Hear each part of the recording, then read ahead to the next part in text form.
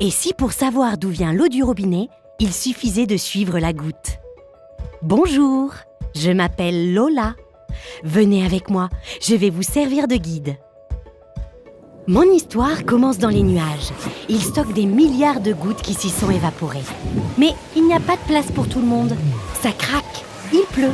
C'est d'ailleurs comme ça que j'ai choisi de m'infiltrer sous terre.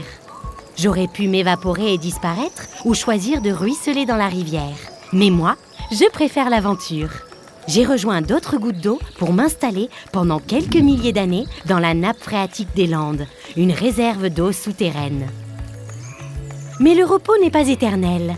Je sens une force qui m'entraîne à la surface. Une pompe, placée dans un forage, m'aspire à travers de gros tuyaux et m'emmène sans le savoir vers un nouveau voyage. Jusque-là, je n'étais qu'une banale goutte d'eau, sans intérêt. Mais bientôt, je deviendrai une ressource utile et indispensable à la survie et au bien-être de l'humanité. Je me transformerai en eau potable. Mais attention, pas dans cet état. J'ai besoin de subir plusieurs traitements avant d'être distribuée. Alors direction l'usine de traitement. Pour être la plus belle, mes copines et moi n'avons pas peur de nous faire filtrer, désinfecter et tester. Je passe de bassin en bassin et de bâche en bâche. Ici, pas de secret, tout est informatisé. Les agents du SIDEC m'observent, me chouchoutent et veillent sur moi 24 heures sur 24. Grâce au traitement, je suis devenue une magnifique goutte d'eau potable. L'eau du robinet est l'un des aliments les plus contrôlés en France. C'est pour ça que je me fais régulièrement examiner en fonction de dangers identifiés par les agents du SIDEC.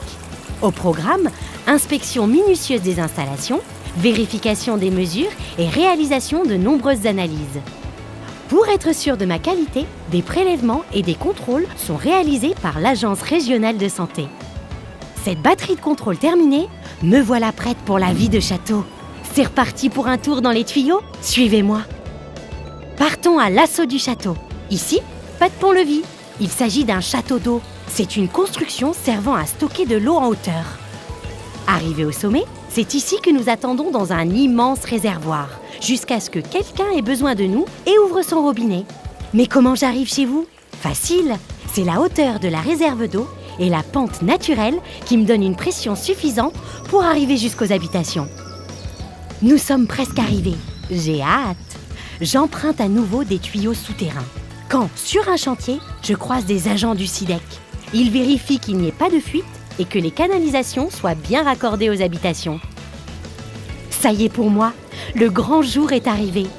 Vous tournez le robinet, l'eau coule. Vais-je être bu? Vais-je vous servir à nettoyer vos mains, à faire la vaisselle, à faire tourner la machine à laver ou arroser votre jardin? Sans oublier de vous brosser les dents. Maintenant que vous savez d'où je viens, je vous laisse. Sûr que vous penserez à moi la prochaine fois que vous ouvrirez le robinet!